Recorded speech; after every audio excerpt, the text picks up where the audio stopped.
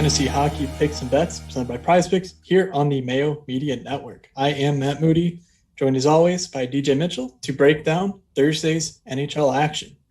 DJ, Wednesday night we saw two games, between Montreal, Winnipeg, a lot of drama toward the end of that one. We have the two best teams in the NHL in Vegas and Colorado squaring off. But the biggest news of the day, your Buffalo Sabres pulling off a big win. How are you feeling? Indifferent might be the right word to use. I kind of had this it's so funny to watch Sabres Twitter melt down after winning number one. Like, well, now we're going to take the wrong guy for sure, and they'll never work out. And I'm just like, all right, well, I'm just going to pretend like I'm going to enjoy this for a little while. I don't know. Everyone is an expert of guys that barely played a single meaningful game in like a year. So, good luck. I'm hopeful. If it's Power, if it's Beniers, if it's Uckland, I don't know, whoever it is, hope they're good. And if they're not good, oh well. The Sabres are just going to be the same then. My expectations and reality will meet each other. Yeah, no, it was fun to watch the cards turn over and just not, know before three, because the last few times it's happened, obviously they won the Dahlin one, but the other times you knew, last year it was whatever, the Rangers and two other bottom teams. So it was like, oh, there's no drama here. So, that was fun. But really, before we get into things, I don't think we need to spend too much time waxing poetic on Mark Scheifele and Jake Evans and that whole thing. But what were your thoughts on game one of that series? Unfortunately, we won't get to cover it at all on our Monday or on Tuesday, Thursday shows because they go back to back on Sunday and Monday next week and then get back on schedule. But, what was your thoughts on that first game there? And, does that change sort of how you were thinking going into that one? I mean, I think I wouldn't say it went exactly as expected.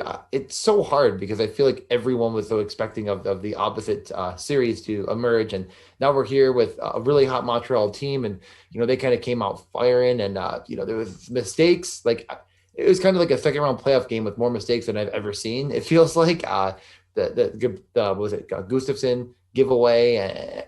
I think it's going to be a little bit sloppy.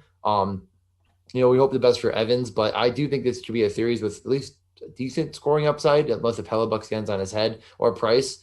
So it's really going to be a goaltending matchup. And I don't know if there's anything I learned too specifically here. I kind of want to dive into the numbers a bit more before I give a strong opinion. Anything you thought about watching that game? Our only chance to talk about it. So yeah, I mean, we don't really know what happened to Paul Stastny, why he didn't play, but if Scheifele gets suspended for what happened at the end of that game, and if Stastny misses, it'll be real interesting to see what happens there because, they could put Dubois as first line center. Do they put Wheeler back at center? You never really think that Winnipeg, after trading Laine for Dubois, is going to have, depth to choose. But for the second year in a row, it seems like Mark Scheifele is going to miss some time at a really important juncture of the season for them. So I don't know, just sort of it was a fun game that was just marred by a real, ugly happening toward the end of the game. And, definitely sort of that's the main takeaway is, hoping for Jake Evans and all that.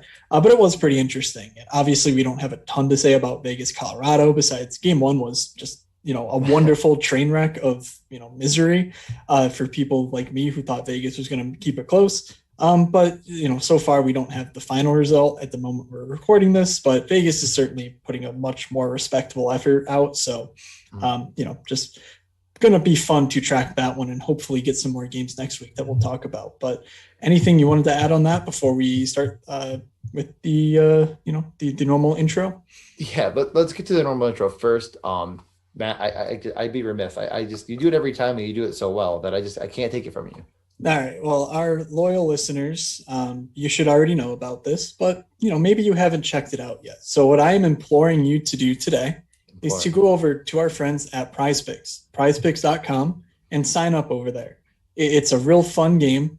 You can combine entries across multiple sports. That's basically the whole crux of it is you are any sport you want, you can pick a player. All you're doing is you're picking an over or an under on said player. For the NHL, you get 3 points for a goal, 2 points for an assist, and a half point for a block shot, and a half point for a shot on goal. And again, you can combine up to 5 players across any of the sports that are listed. By my count, currently there 12. are 13, 12. Well, 13 if you NBA is twice because they have second quarter and fourth. Makes so sense. Yeah. But yeah, so a whole lot of fun over there. Highly recommend you sign up and use promo code MMN when you do, because you can get up to a $100 match deposit bonus. We all love free money here on the Mayo Media Network. With that in mind, we do have a couple of our favorite prize picks for this slate. I will lead things off. I like David Pastrnak. Here, yes, they're heading into Long Island to play against the Islanders. Yeah, it's going to be a rockin' barn over there, but Pasta's just on another level right now. Like, he didn't quite get there last game, but he was close. He's been buzzing. He almost seems like he's a guy who should be good for a goal per game. Just the way he's playing right now. So yes, he's priced at 5.5. But I still think he hits the over. I think he has a multi-point game in store here. The perfection line looks excellent. And I think the Islanders are going to have to throw a whole lot more at that line than they are currently if they want to stop it. So right now in the series, Pastrnak has 15 shot attempts in 2 games. Like, what are you doing? Like, that's awesome. Change your pick last second? I thought you were taking something else. No. I thought you were taking Kucherov under. No, DJ, we will get to that in just a second. Oh, DJ, what was yours? All right, fine. Mine was Andrei Svechnikov over. I feel like I'm ruining the whole thing. I could have. I was so shocked he said Pastrnak. Anyways, though, Andrei Svechnikov. Now, we're not positive yet on Trocheck's status. Correct me if I'm wrong. He did leave the game. He did not return. It's kind of doubtful, but I do think that's going to bring the shot share even higher into Svechnikov's favor for the power play, as well as 5-on-5. He had 6 shots on goal and 1 that went in. I really think he's just a point away from hitting this over at 4 fantasy score on prize picks. It just seems like the best play out of anyone on Carolina. You have Aho here at 4.6. He just doesn't quite have the shot equity that a guy like Svechnikov has. So I think it's a bit of a safer play to take Svechnikov in the over than try to get cute with someone else that just doesn't take the same shot volume. But Matt, I'm going to pass it back to you now. I do love that. Yeah, no, you can definitely tell that DJ was never one, in the high school play or anything like that, because we went over this once and he just sort of, must have ignored me. But basically what I was going to do is the prize pick segment is always one where we're just talking about overs. Like, how fun is it to really root against like these awesome players that, every night on the board, the Nate McKinnons and things like that. It's so much fun to just say, give me the goals, give me the offense. And let's be honest, when we target these volume shooters, the overs tend to hit, more than the unders do. But there was one situation that I can't ignore it myself. And this is Nikita Kucherov. Now, look, I know he came back in the first round and, he was a point per game player in that series or something close to it. But Nikita Kucherov is just not the same player. There was a bunch of hemming and hawing about his LTIR status and how he came back. But he's come back and he has not looked like the same player. Like, just watching him, the explosiveness isn't there. Just the timing isn't quite there. And then you look at the numbers, they're just not there, especially at 5-on-5. He's a great stationary passer on the power play. So of course an under can kill you, but he is at 4.6. And this is a guy for his career is putting up 16 to 17 to 18 shot attempts per hour at 5-on-5. Right now that's down at 11.5. Like, it is totally a different Kucherov. So if they're going to price him with the elites of the league, like Sebastian Aho is at the same price. Kucherov isn't shooting. Maybe this burns me as a multi-point game, but if you're feeling frisky, I could see an under on Nikita Kucherov over on Prize Picks. So anyway, use promo code MMN when you sign up for Prize Picks to let them know we sent you.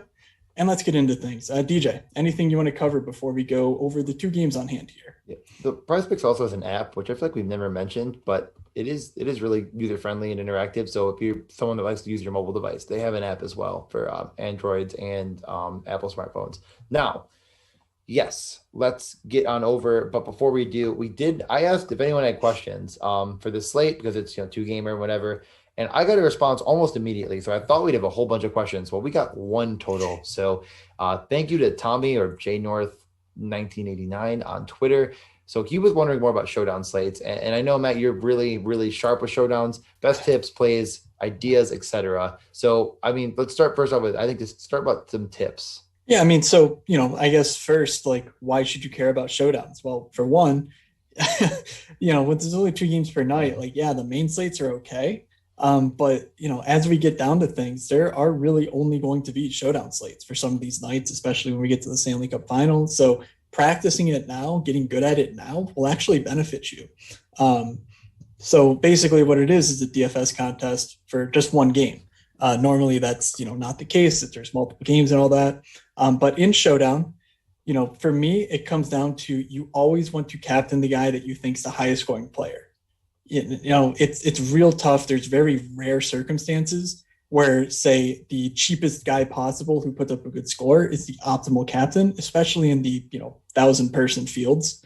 So I think that's my first advice. Is just yes, they're expensive, but you got to jam in the studs.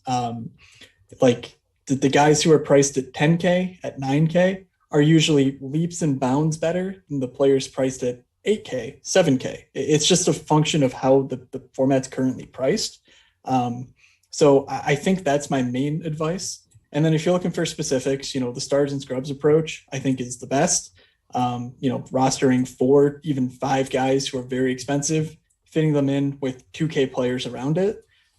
Because, while there's a big difference between 10K and 8K, let's say, there's hardly a difference between 5K, 4K, all the way down to 2,000, which is the minimum on showdown slates.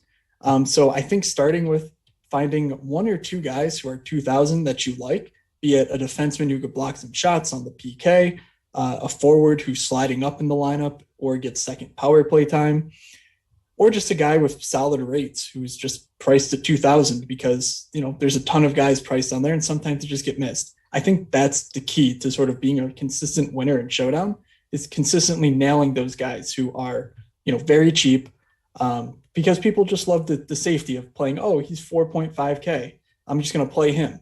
It just doesn't really work like that in showdown. So I think that's my advice. I don't know if you had anything to add on to that, but I'm going to ask you a question. All right. Now, you're looking at a showdown slate, and we have a sample size now getting into game 3 for some of these, or at least 2. Are you taking into consideration the matchups that the coaches are deploying? I know we might get a flip with the home and away kind of swapping, but do you take that into consideration when you're making your lineups? I used to. And, there are very rare circumstances nowadays where I think that comes into play. And the main reason is a lot of what I'm targeting is based on power play success. Of course, guys who perform well in the power play tend to perform well at 5-on-5 as well. But I'm looking to correlate based on power play units. And the other thing is it's really hard to consistently hard match in the NHL. Like there's, coaches are catty. They get out, their guys after icings. They sneak them out during the course of play.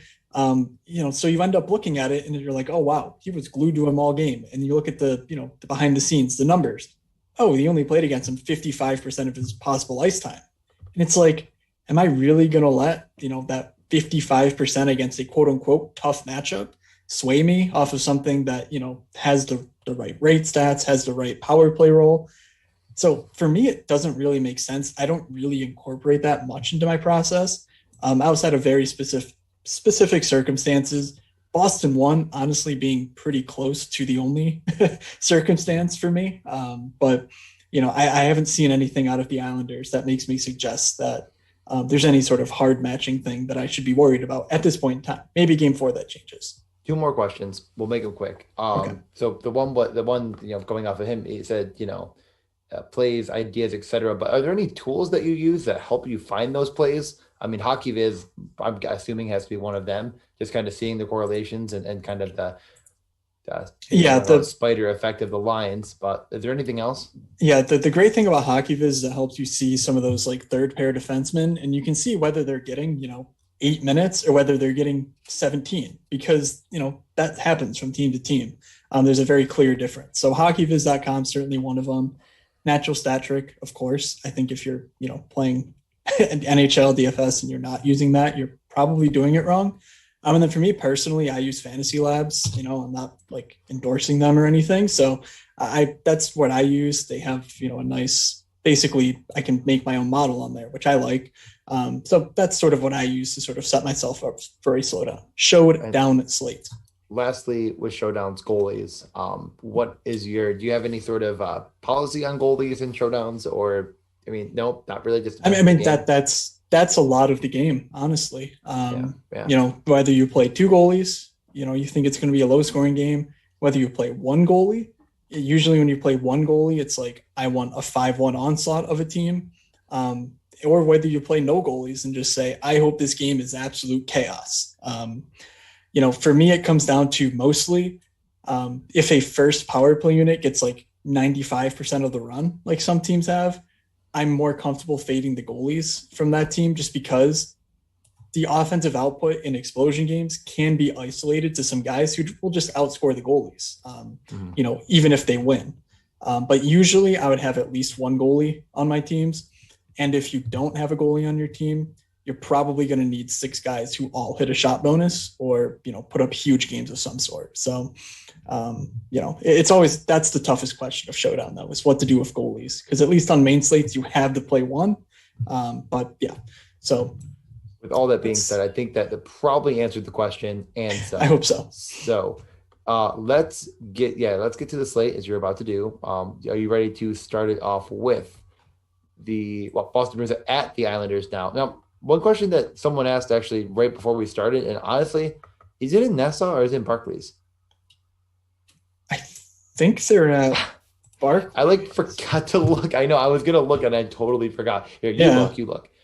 Not that it really matters that much. I thought they were going back to Barclays too, but do you have it up? I am pulling it up. Okay, I just think that'd be an interesting note just to bring up off the top, because I know eventually it was going to be the last game. They're in Nassau. Because I was going to say they would have mentioned that, I feel like, but I know it was eventually going to switch if they kept winning. I don't know. The Nets are in the. It doesn't matter. Let's get to it. So in Nassau Coliseum, live on the air, we figured that out. Great job, great reporting. We have not quite even money. The Bruins are favorites here, 1-1 series. Last game, the Islanders got the win in overtime. Very exciting overtime if you watched it. 5.5 over under. We should, I'm assuming, have Varlamov Rask. What are your initial thoughts on this game? I think for me, it's going to be, if people are talking about the Islanders like they thoroughly outplayed Boston, I might just go right back to the top line because the top line is just freaking awesome. And people might sort of jump off and head to this Tampa Carolina game, which should be a lot of fun. But I also don't know that I'm, totally in love with the idea of paying for a Kucherov. I gave a pretty impassioned case against him, of course. Or, a guy like Dougie Hamilton or Sebastian Aho against this Tampa team when I can just play Boston 1, who the entire team runs through. You don't really have to worry about them not getting the prime opportunities and things like that. So that's my initial lean. So I don't know. Well, what are you thinking about the money line and the total though? Yeah. I mean, you see the 4-3 overtime score, you see the 7, and you think, well, did the numbers really say it? And the numbers actually say it should have been 7.1 goals. Ooh. So it is interesting to me. I mean, I do think that both these goalies are solid. But obviously overtime may have swayed this a little bit because it was so up-tempo, so many shots so quickly, that maybe that's going to sway it a little bit more. The expected goal models just don't understand it that well. I'm willing to talk myself into the over. I do think that, when that perfection line's on the ice, there's so much, volume and the power play, et cetera, that they're going to control to give Boston an edge. But I think that some of these Islanders units were really doing, like what you said, the Islanders outplayed them in this game too, after getting bashed in game 1. I think that the Islanders can kind of carry some of that momentum and keep the tempo as they normally don't do, somewhat high. And the Bruins can capitalize with their top scorers again. So I don't mind the over here. I do think it is just a total pick 'em on the over under though. I would shade the Bruins if I was going to actually put my money on the line, which is what we're doing here. So I like the Bruins slightly. I just think that the top line is too good. They should have Smith back on that second line, who I do think makes actually a little bit of a difference. DeBrusk looked pretty lost out there, I'd say. I mean, he wasn't terrible, but he's a bit of a loose cannon. That's sort of his game. Yeah. It's like Craig Smith, he's he's more controlled chaos out I there. think Craig Smith is just good. I think he's a good player, and I think he really helps complete that line. If he's back, I do think that boosts them up a bit, so they won't get sort of kind of handed to them. So running those two lines, and then the Bruins were definitely running the third and fourth a lot less. And I think I could talk myself into the Bruins coming back, getting a win in Nassau, and get the over maybe just being right on the edge. I'd rather just take the Bruins is kind of what I'm alluding to here. Yeah. A couple player props I find interesting. I'm with you on the Bruins, and I'm probably shading the under myself. But I'm looking at like on FanDuel, they have their assist props posted right now. And Brad Marchand is plus 108 to pick up an assist. If you're thinking Bergeron or Pastrnak score goals here, like even one of them, it seems to me like that Brad Marchand's going to be involved in that. So I kind of like the value on that one. Maybe you go the other way and say, oh, well, if Pastrnak is such a great play, he puts up a multi-point game, plus 136 on an assist for Pasta. Both of those seem really sort of enticing to me. Like I love David Krejci, but he's a plus 120 he's playing a 5-on-5 with not Bergeron, Pastrnak, Marchand. So it just seems like a little bit of value there, especially if you're on the dominance of Boston 1 in this game, like I think I am. Yeah, no, that is definitely, I think, a very solid prop to take. And, any of the shot props for Pasta or Bergeron, I think are fine to take. We're not seeing them right now. I'm not sure if they're just trying to figure out what they're going to put them at, but those guys are going to be shooting for sure. Pastrnak has about, I think, about 1,000 attempts this playoffs. Yeah. just a touch under 1,000. Just about. And the other thing on the Islanders side is Oliver Wahlstrom should be out again. Seems like he's nearing a return, but it was indicated that they might just roll the same lineup as the last game. So that sort of throws things, slightly out of whack, I would say, with the Islanders, especially on the power play. For me, I think the biggest benefactor actually might be Jordan Eberle. He's seen an uptick in shots. They sort of revamped their power play a little bit. So now Beauvillier, Dobson, Eberle, Pajot, Matt Barzal. So Eberle's shooting a lot there. I think he's my favorite person to target on the Islanders side of things. But any thoughts on the Islanders or players you like? I know kind of to further what you were saying about Eberle, it does look like the perfection line saw the heaviest amount of, like, I was not expecting this, but the most minutes against them was actually the Nelson line, which was a little bit surprising to me. I thought it'd be Peugeot because Peugeot kind of been known for his defensive metrics, but in the last game, the Nelson line and they don't control that. So maybe I'm thinking they didn't. So maybe at home they do get back to Peugeot. Oh, that's a good point. Hey, you know what? I was gonna say, yeah. You know what, Matt? You're thinking ahead. It's just because they got Pulock and Green and Pulock and Pelech against them. Oh my God, Pulock and Pelech against them like the whole game. It's like they found a way to get the defensemen off the ice, but not the forwards. Like it was. I guess it's a little bit harder, like marginally, but you see my point. Irregardless, Eberle will not be matched up against them. Is what we're getting at. Yes, that was the point I was trying to make by going the longest way possible. You always manage. All right, let's get on to the next and final game of this slate. Carolina licking their wounds after 2 tough losses, heading into Tampa. Now, to be fair, we did see Florida do the same thing, and they came out with a win in Game 3. So I don't know. I'm sort of on Team Carolina still. Yep. Call me crazy. I feel like we've never been more right and wrong. I know. Like, we nailed. We were like, Florida's going to dominate Tampa. Yep, Carolina's going to dominate Tampa. Doesn't matter. Vasilevsky doesn't matter. Throw all your money in. Vasilevsky's just going to take it. But no, you're right. So go ahead. What was the expected goals for Carolina in that last game? Was it a lot? 3.3 to 1.4 for Tampa. Ding, ding, ding, ding, ding. So correct. But we were looking for it in the form of a question, so you failed Jeopardy. But Carolina out there, it looks just everyone was kind of shooting. Well, do you have the total shots in the game? I'm not sure you have it up. I can figure it out quickly, but it was a lot to a little. It was 32 to 15. 32-15 in favor of the Hurricanes. Wow. Yeah. Just Nedeljkovic needs to be a little bit better, and they need to beat Vasilevsky a little bit more. I love, like I said, I love Svechnikov. I'm, hopeful. I kind of alluded to this, but he didn't actually seemingly start on the power play one. But if Trocheck's out, he'll definitely be back. So I think they'll be back up there. I kind of like that little like Jordan Staal and him idea there.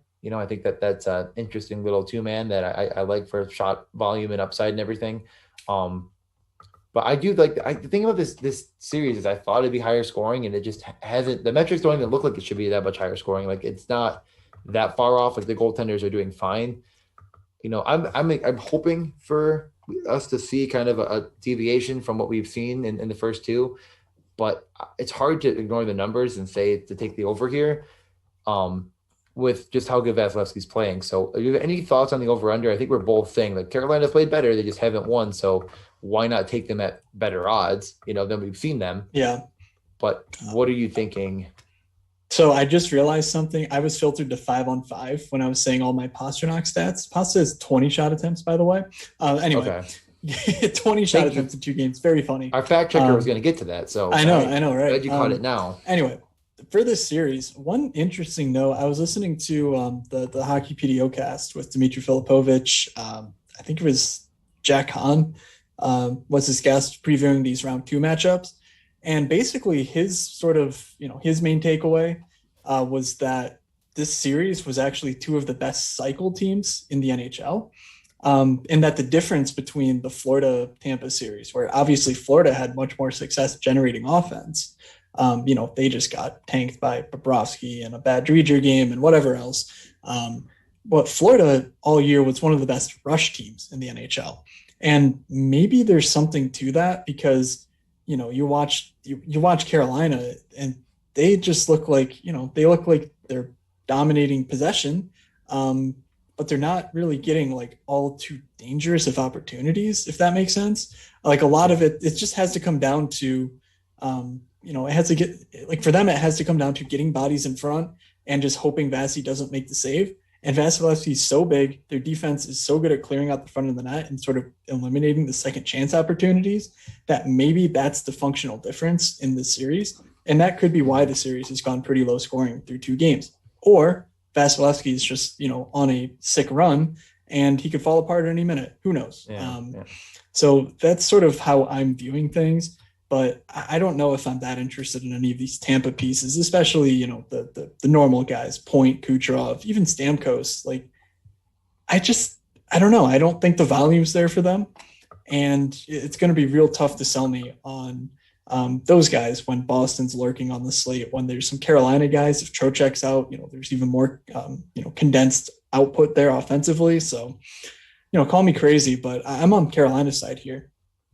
Yeah. I think that it could be easy enough to get pieces of Carolina and Boston, which is my plan. But give me plus 135 all day. That's what I'm saying. It's like we were so on Carolina, and not much has really changed other than they lost 2 games that seemingly they outplayed the other team. So like, why not take the better odds? So I totally agree there. They're the road matchup, both these teams have fans now, so I get it. You might be able to say like, oh, it's a little bit different, but it's not that different. These are professional hockey players, and anyone that played hockey. I mean, I remember growing up, people would be like, oh, you're that one fan. I'm like, we're in high school hockey, and I didn't hear anything.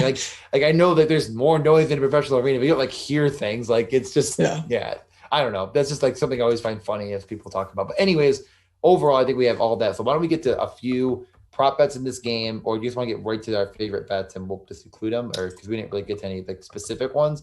I think that we talked about Svechnikov already, but plus 260 for him to score a goal. I don't know. He's like, if he's on a heater, I'm certainly all about that.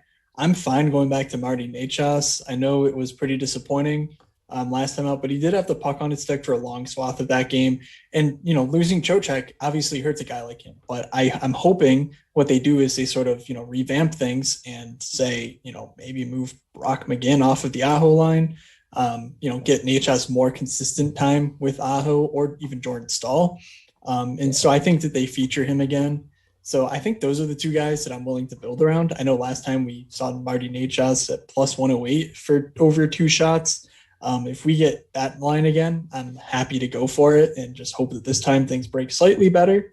I believe he was held at 1 last time out, but a lot of puck on the stick for him. So that's what I'm looking for. Actually, he hit 2, so he pushed for you. There you go. Very happy about that. Great call, Matt. You know what? It's not always about our wins. It's about knowing why our defeats didn't work. Cutting our losses. There you go. Cutting our losses, if you will. I think one that I kind of like, especially if the lines stay the same. You know, Svechnikov's going to play with Stahl, and I think Stahl might end up finding his way back onto the top power play. It doesn't look like it was there, but they didn't score, so maybe he will. He's to get a singular point plus 114, and that would hit. It wouldn't push. Big game, Jordan Stahl. Big game Jordan Stahl. He's been shooting a lot too. So just thinking like you're they're kind of trying to go for those greasy goals. He's the guy that's going to be in front of the net probably a lot of the time, and he could just put one on net, rebound, goal, anything of that nature. He gets the point. He gets the over plus 114. He's going to be getting a ton of minutes. I don't really see another one that I like any more than that. It's the same as like Yanni freaking Gord, and like Yanni Gord's not going to see power play run. He doesn't shoot, so it just seems like a bit of a mispricing compared to the rest in this threshold. Yeah, I like that. So I think him and Necas both to get a point are both good bets in their own right. Another note that I'll just say, before we get to, let's go in the normal order. I'm about to jump over the map because that's how my brain works. But why don't we get to a couple of our favorite bets of the night first, and then we'll talk a little bit about DFS, and then we've gone probably way too long for 2 games, so we'll get out of here. Yeah. So as far as my favorite bet of the night, I think it does come down to David Pastrnak. I think I've just wanted a shot prop. It'll probably be at 3.5 given the games, in New York. If we see 4.5, then I think I'll stay away from that and probably just bet him to score a goal. I think that line was kind of nuts too. I had it up. There it is. Yeah, plus 154 over on FanDuel for David Pastrnak to score a goal.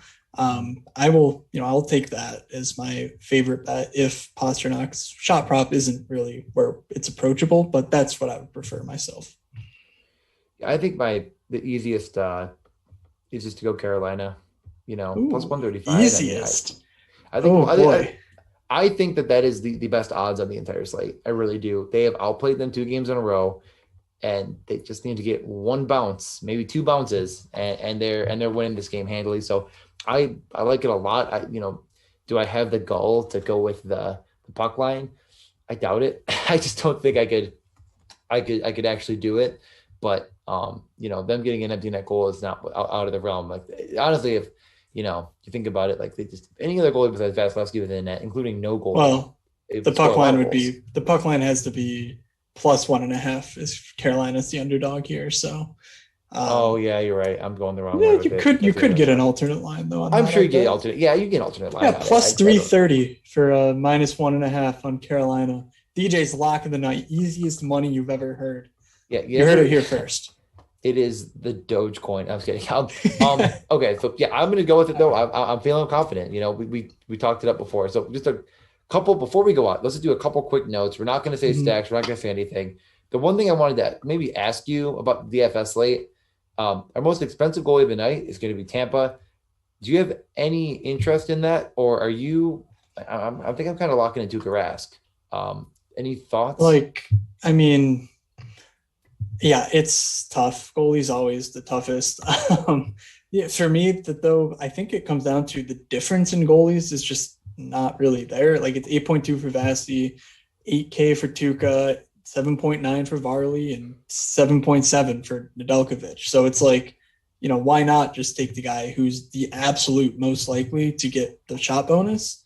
There is a very real chance that even in a loss, Vasilevsky is the highest scoring goalie on the slate.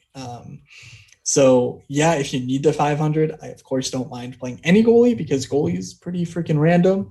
But the way that they price the slate out, there's really no savings to be had. So sure, Vasi's probably the guy. And I wouldn't feel terrible taking multiple Carolina Hurricanes against him, just given, the shot volume he's been seeing and the relative success, that Tampa has. And the fact that I think Boston, the Islanders, stays kind of low as well. So it's just like, I don't really see a shot bonus or a save bonus in the future for either of those goalies either. So I think it's fair enough. I mean, honestly, I think the Islanders goalie too. If like you're not stacking Boston one, it's like a lock. And if you don't play Boston one, I think you just take Varlamov. I mean, he's probably going to see the shot bonus as well. So fair. I don't know. I actually don't think so. But especially the Islanders have to get up early for that to happen, in my estimation. Okay. I don't really see it being like a 0-0 game where Boston's out shooting them 27-11 going into the third period or something, which I could absolutely see in Carolina, Tampa. Okay, fair enough. We'll get everyone out of here now. We've talked extensively about everything and more. So with all that being said, thank you again for listening. Every time we say it, but we really mean it. Like, it's awesome. Keep commenting, reviewing everything. It really helps us. It helps the program. It helps, grow hopefully more into this hockey coverage, and things are going real well right now for the NHL. So let's try to be a part of it together. Thanks to Prize Picks for sponsoring. Matt, anything else you wanted to get to? No, just Owen Power. If you're watching this, or reach out to DJ and I, we can hook you up with, the Buffalo area. Get you all nice and situated. So they got very these excited. Things called chicken wings there. Some people say they're good. I don't know. I haven't tried them. Yeah. Who knows? Anyway, like DJ said, big thanks to Prize Picks. Be sure to sign up using promo code MMN. Follow me. I'm at Fake Moods on Twitter. DJ's at DJ_Mitchell94, and the Mayo Media Network. Follow them on Twitter as well. You never know when Pat's going to do a random giveaway. He gives away free money. Prize Picks gives away free money. Hopefully we're giving away free money as well with our picks and bets. So let's get on out of here. Best of luck on Thursday, everybody. From DJ, from myself, good luck. We'll see you.